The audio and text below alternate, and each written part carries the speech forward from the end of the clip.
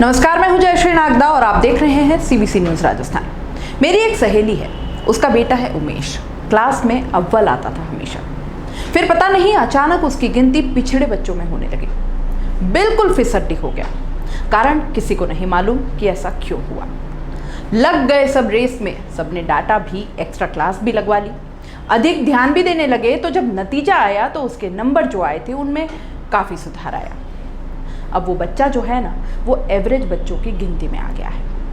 Teacher भी खुश, parents भी खुश, मिठाइयाँ भी बांटी गई, पर उस बच्चे को बिठाकर किसी ने नहीं पूछा, किसी ने इतनी जहमत नहीं उठाई कि उसकी प्रॉब्लम तो समझी जाए कि ऐसा हुआ तो हुआ क्यों वो बच्चा जो क्लास में अव्वल आता था वो अचानक इतना पिछड़ गया।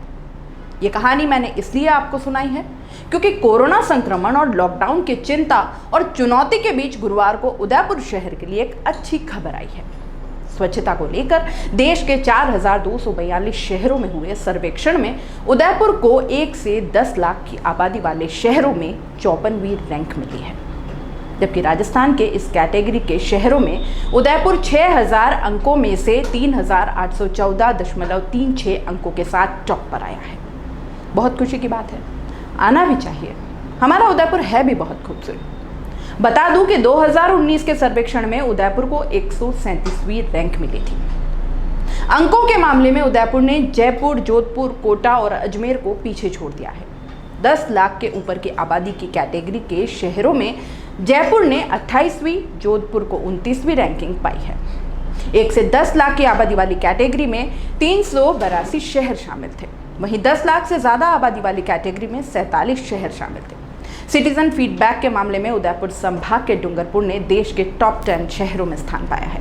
रैंकिंग सुधार में निगम की स्वास्थ्य शाखा और करीब 1800 सफाई कर्मचारियों की बड़ी भूमिका रही है। उदयपुर को 2019 में 137वीं, 2018 में 85वीं और 2017 में 310वीं रैंक मिली थी। अब आप ही बताइए, मुझे उमेश की वो कहानी क्यों याद आई? वही बच्चा जिसकी कहानी आपको मैंने अभी अभी बताई। उसमें और उदयपुर की इस रैंकिंग वाली बात में कोई समानता दिखाई देती है? जो शहर पहले नंबर पे रहा, जिस शहर को दुनिया की सबसे खूबसूरत सिटी के रूप में नवाजा गया, वो 310वीं रैंक पर चला कैसे गया साहब? ये तो बताइए पहले। फिर 85 पे आए और अब 54वीं रैंक पर आए हैं। इसमें कोई संशय नहीं है कि स्तर में सुधार आ रहा है और आना भी चाहिए, पर जरा उन कारणों पे भी गौर करें जिनकी वजह से शायद हम 53 नंबर से पीछे चल रहे हैं। स्वास्थ्य समिति अध्यक्ष पारस सिंघवी और वेणीराम साल्वी ने रैंकिंग सुधारने को बड़ी सफलता बताने के साथ ही आगामी सर्वेक्षण में रैंकिंग में और सुधार लाने की बात कही है। सर्वेक्षण के दौरान निगम में काम देखने वाली कंसल्टेंट फर्म के प्रतिनिधि आदित्य शर्मा का मानना है कि वर्तमान में स्मार्ट सिटी के तहत सफाई और सॉलिड वेस्ट मैनेजमेंट के तहत कुछ प्रोजेक्ट के काम शुरू हुए हैं।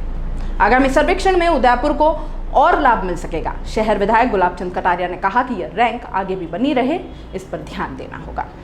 स्वच्छता रैंकिंग में सुधार के बड़े कारण आपको बता देते हैं। डोर टू डोर कचरा संग्रहण पर ध्यान, वार्ड मॉनिटरिंग के लिए नोडल ऑफिसर लगाए, सॉलिड वेस्ट मैनेजमेंट पर फोकस किया, सार्वजनिक टॉयलेट, सुलभ कॉम्प्लेक्स की सफाई व्यवस्था को ठीक किया। तीतड़ी में गीले सूखे कचरे को अलग कर मैकेनिकल कंपोस्ट प्लांट में खाद बनाने का काम शुरू हुआ। तीतड़ी में कैंपिंग और बलीचा में बायोमाइनिंग तकनीक से वर्षों से पड़े कचरे के निस्तारण को शुरू किया। हालांकि ये वही जगह है जहां अभी हाल ही में कई गायें कचरा और प्लास्टिक खा के मृत पाई गई थी। फायर स्टेशन के पास 2 टन क्षमता का बायोमीथेन प्लांट शुरू हुआ। इससे यहां बिजली व्यवस्था चल रही है। ऑनलाइन डेटा अपलोड और फीडबैक के लिए प्रेरित किया। स्वच्छता के प्रति जागरूकता के लिए प्रतियोगिता करवाई। सभी 1800 सफाई कर्मचारियों को ट्रेनिंग दी गई। ये भी वही कर्मचारी हैं जो अपना परिवीक्षा काल समाप्त करने के बाद स्थायी होने की राह अभी तक रहे हैं। बड़े होटलों, प्रतिष्ठानों में गीले कचरे के निस्तारण के लिए छोटे संयंत्र लगवाए। कंप्यूटर से कचरा संग्रहण, वाहनों की जीपीएस से मॉनिटरिंग की गई। कुम्हारों का भट्टा पर कचरा ट्रांसफर और कलेक्शन सेंटर शुरू हुआ। इसमें ऑटो ट्रिपर का ट्रेंचिंग ग्राउंड बलीचा जाना बंद हुआ। बलीचा में 50 टन क्षमता के सीएनडी वेस्ट प्लांट और बायोमीथेन प्लांट लगाने का काम शुरू हो चुका था। सूखे कचरे की छटनी कर उसे पुनः उपयोग में लेने का तीतड़ी में मटेरियल रिकवरी फैसिलिटी प्लांट शुरू हुआ। जो भी हो, जाते जाते सभी उदयपुर वासियों को और शहरी सरकार को बधाई दे देती हूँ। परंतु हम माध्यम हैं और माध्यम ही रहेंगे। जो कमियां हमें पीछे धकेल रही हैं उस और ध्यान दिया गया तो निश्चित ही उदयपुर फिर से निर्माण होगा। सीबीसी न्यूज राजस्थान की यह खबर आपको कैसी लगी, नीचे कमेंट करके जरूर बताएं। अगर आप YouTube पर देख रहे हैं तो सीबीसी न्यूज का चैनल सब्सक्राइब करिए, पास में दिख रहे बेल आइकन को भी दबाइए ताकि जब भी हम आपके लिए कोई खबर, कोई जानकारी लेकर आए तो सबसे पहले आपके पास नोटिफिकेशन पहुंचे। अगर आप Facebook पर देख रहे हैं तो सीबीसी न्यूज का पेज लाइक करिए। अगर आप Instagram पर देख रहे हैं तो आप हमें फॉलो कर सकते हैं।